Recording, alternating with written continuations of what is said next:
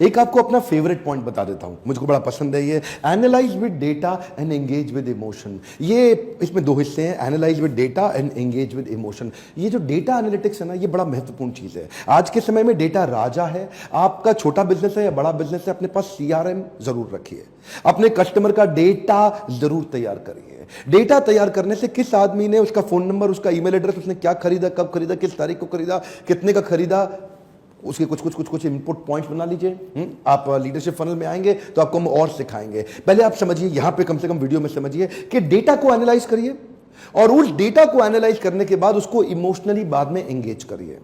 मान लीजिए कुछ नहीं, देखिए आजकल ना HDFC बैंक्स ने ऐसा बहुत किया, बहुत सारे बैंक ऐसा करते हैं। आर्टिफिशियल इंटेलिजेंस बेस्ड चैटबॉट्स आ गए हैं।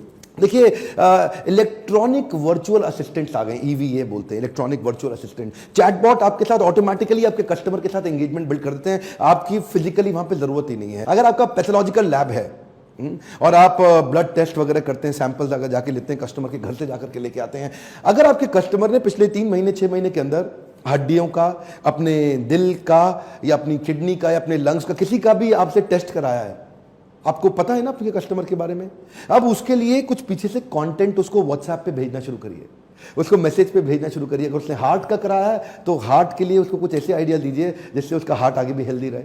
अगर उसने हड्डी को कराया है तो कुछ ऐसे फूड आइटम्स के बारे में बताइए जिससे उसका विटामिन D हमेशा सुरक्षित रहे, बना रहे, बड़ा रहे, चलता रहे, क्योंकि उसका विटामिन D शायद कम रहा होगा। किडनी का कराया है तो कुछ इसको ऐसे कंटेंट भेजिए, उससे ना उसका आपका संबंध बन जाएगा, आपका रिश्ता बन जाएगा। वो सोचेगा यार मैंने ब्लड टेस्ट क्या कराया, ये तो मेरे माता पिता का रोल निभा रहा है, इतना प्यार दे रहा है, मेरा इतना ध्यान रख रहा है। कुछ ऐसा करिए कि डेटा को समझिए और इमोशनली एंगेज करिए। उसको, उसके दिल को जोड़ने, लेकिन दिल से जोड़ने के लिए पहले कस्टमर को पहचानना पड़ेगा ना। अब पति पत्नी तो एक ही होते हैं, अब उनसे तो आप दिल से दिल जोड़ सकते हैं ना। आप जो जानते हैं आपकी पत्नी को क्या पसंद है क्या पसंद नहीं है, तो आप वैसे ही बात करते हैं। लेकिन कस्टमर इतने सारे कैसे जाने सर? अब इजी है, अब किया जा सकता है। पहले इसकी प्रायोरिटी बनाइए। आइएगा लीडरशिप फनल में डिटेल में बताऊंगा। एक इंपॉर्टेंट पॉइंट और सुनिए, कुछ ऐसा एंटीसिपेटरी कंटेंट भी बिल्ड करिए जिससे आपकी कस्टमर की प्रॉब्लम के फ्री सॉल्यूशन उसको कंटेंट के माध्यम से आप दे सकें। वो कंटेंट कई प्रकार से होता है, जैसे मैंने आपको व्हाट्सएप पे बताया, आजकल तो छोटे छोटे बिजनेस में भी व्हाट्सएप फॉर बिजनेस आ गया है। आप व्हाट्सएप फॉर बिजनेस के माध्यम से उसको आप समझिए कि आपके कस्टमर को किस कंटेंट से, क्योंकि आप एक अथॉरिटी बन सकते हैं उसके लिए।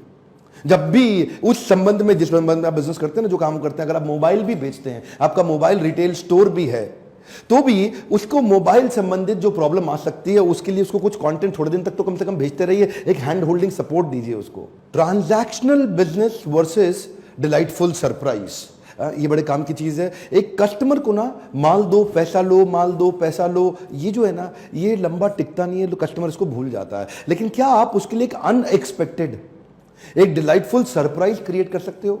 उसके लिए एक ओमनी चैनल स्ट्रैटेजी बिल्ड करिए उसके साथ में। ये बड़ी काम की स्ट्रैटेजी है, ओमनी चैनल स्ट्रैटेजी। अगर आप कहेंगे मुझे किसी दिन तो उस पर पूरा वीडियो भी बना दूंगा आपके लिए। ओमनी चैनल स्ट्रैटेजी में आप मान लीजिए आपके कस्टमर का बर्थडे है, तो आप उसको उसके बर्थडे के दिन अलग अलग चैनल से किस समय कौन सा बढ़िया टच पॉइंट है उसको वहां से टच कर दीजिए।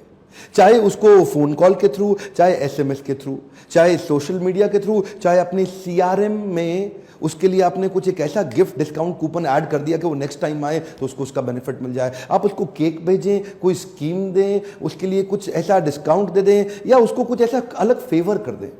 How do you make him feel special?